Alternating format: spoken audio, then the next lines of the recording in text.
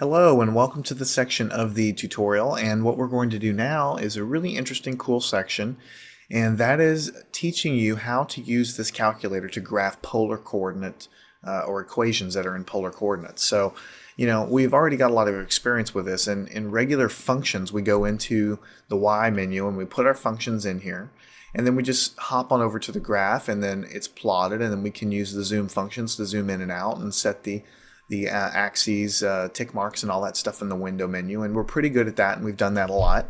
And so what you're going to find is that when you do this process for polar equations, polar coordinate equations, that it's really the same exact thing. It's just that you're defining your equation differently.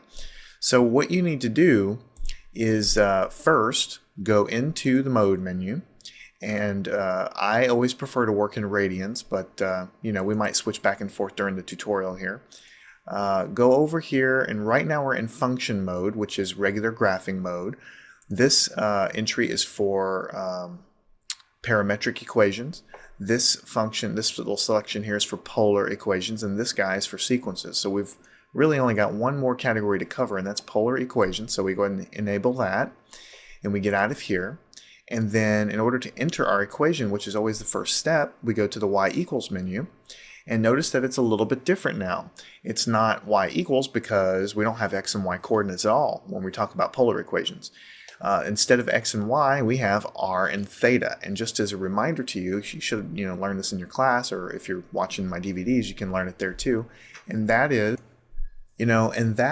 that here, your equations in polar coordinates, if you think about it, you have a little xy graph plane just like you do before, but your equations are going to be, instead of y is equal to some function of x, here your equations are all going to be r, the radius of in the xy plane, or in the coordinate plane, is a function of theta. So you're always going to start theta over here off the x-axis, and as theta increases, your radius is going to change. So it's basically like being a function of x, except in this case it's going to be a function of theta, which is the angle.